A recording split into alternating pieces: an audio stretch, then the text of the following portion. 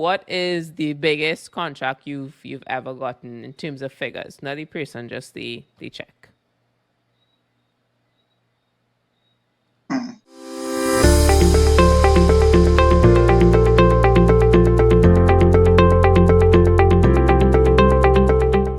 right. Well, my name is Anthony Jules. I go by Jules Entertainment. Just Jules. Majority of people know me by just Jules on other social medias as well.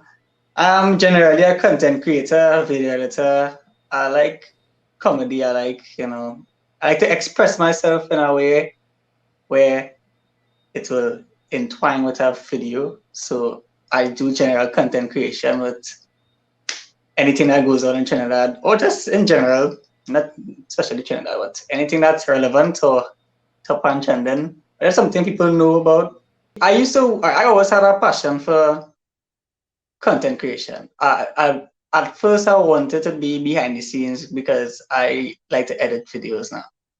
So I used to work with a friend of mine before, but he eventually we went our separate ways, and he ended up doing his own stuff, and I was just there, I say, oh gosh, what to do? And I didn't really have like a circle so much to say, especially down those lines. The people I more knew at that time or more close and just doing their own thing. So I was by myself basically. And then I said, you know what? I have this first skill here. It don't make sense putting it away. So why not? I just did what I love doing and added myself in it by going in front of the camera. And about a few videos before the first one actually blossomed. And from there, I just went along with it. Topics that people know about, and I add my little twist to it. And from there is where it really started. First, I never thought about this actually being something that would be able to make money. I never really, I never like had certain things that really drive me to do this other than the fact that I just wanted to do it. So I still consider it a hobby. It's only recently I've started taking it a little more seriously when it comes to like monetization and all of that.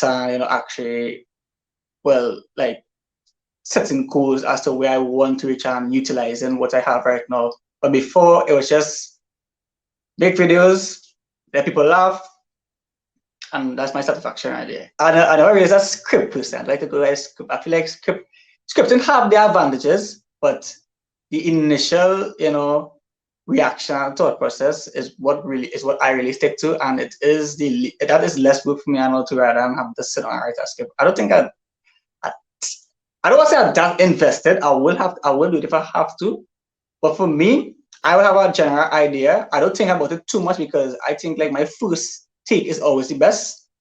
That's not necessarily true, but that's how I feel. So I'll have like a general idea, and then I'll put on my camera, stand right in front of the screen here, and then press record. I do value quality, and especially if someone paying me to do something for them, I will ensure that they get the best from me, especially if I have good experience with them. If I don't have a good experience with them, they'll get the bare minimum. They'll get what they pay for, but they'll get the bare minimum. But the people I have great experiences with, like a conversation, like I actually talk to them and like a feeling stiff. I think those people will get the best out of me in terms of like having a relationship. So majority of the time, some people will be like, yo, you're real funny. Do whatever you want to do. But I will always still send in a video, get approval, or if there was something to change and all too, I would change it to suit whoever they want. Or sometimes for the most, like this happened a few times, I would say like this happened out of the 100%, 20% of these people will actually want to sit down and talk about an idea, or we will brainstorm together and find something that I could pull off and something that will satisfy them.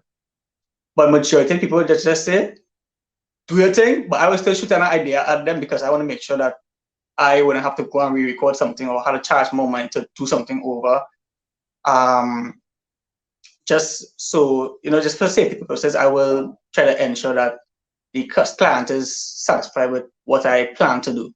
And in that way, now, if it do comes to they are not satisfied, at the end of the day, I will be able to say, you know, well, we did agree on this. So if we want to do this, if we want to do something else, no, we are talking about additional costs because it's like to do a whole video. But so that's why I majority of the time make sure everybody settle on concrete as to what we're going to do going forward. What is the biggest contract you've ever gotten in terms of figures? Not the person, just the check. Hmm. The biggest, the biggest one, I think it probably was, I would say about, I think 7K, about 7K. Yeah, that's the biggest. If I had to stay here and just create a video in front of the green screen and edit it, it will have a certain fixed price. But for anything I had to leave my house and depending on which equipment we have to bring, like it have a general price for all of the equipment. Even if you don't want a certain shot, it's the price will still be that fixed price. And then from there, if you want like additional stuff when it comes to like graphics, if it's a logo review or motion graphics or certain effects, things that I actually sit down and take extra time to do, then I'll say, well, I'll charge you extra this amount for this. It's up to you if you want it or not. If I have to bring an next actor or actress with me, it all depends on what the business wants. You have over 15,000 followers on Instagram. That's more than a lot of businesses in terms of your engagement levels. They're pretty high. So, for someone who's watching this and aspiring to build their audience, what type of equipment do you use?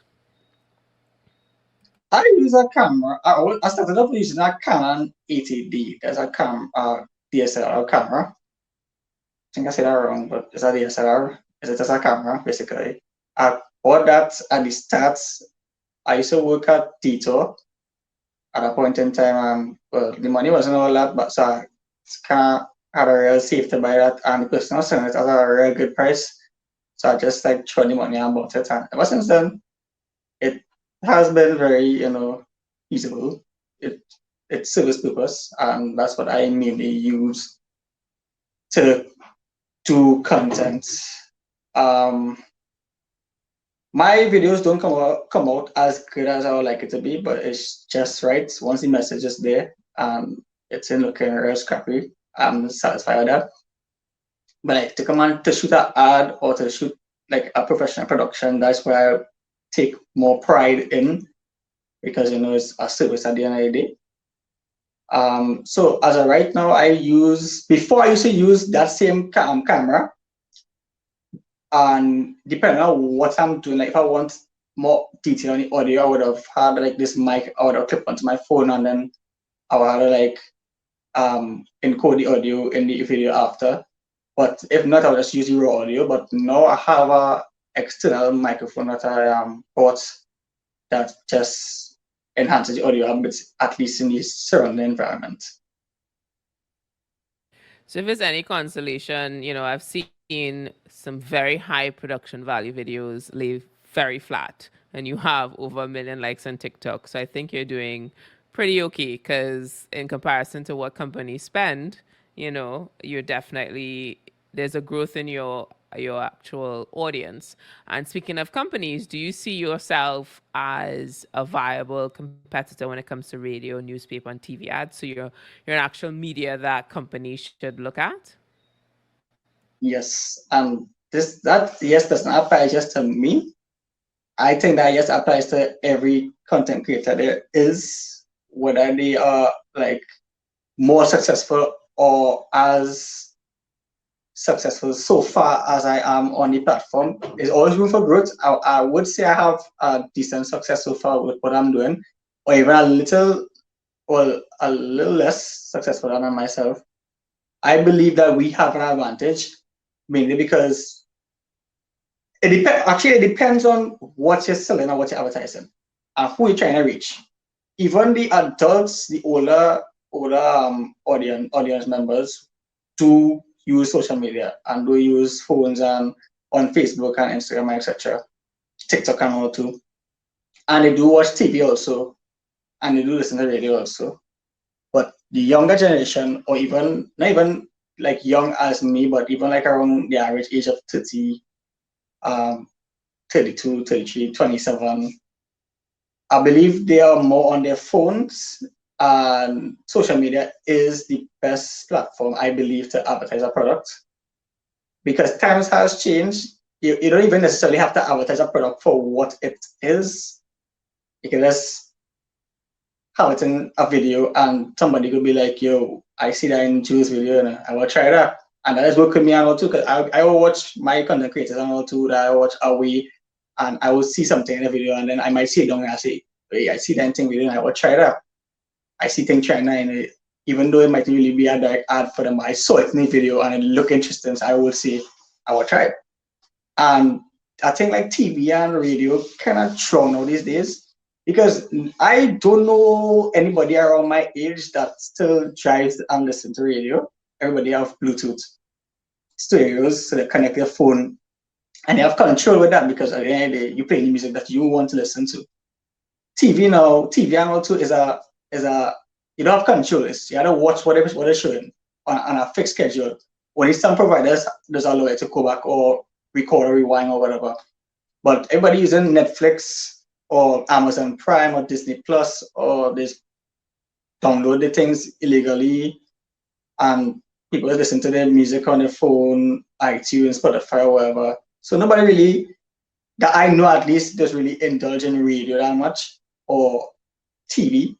TV is more for like news or certain sporting events. Like when CPL or World Cup, people watch World Cup on TV. When you listen to radio, you might. I didn't listen to radio when my battery died on me. So if I out all day and my battery dead, I'll just turn on the radio because I want to hear my car making noise.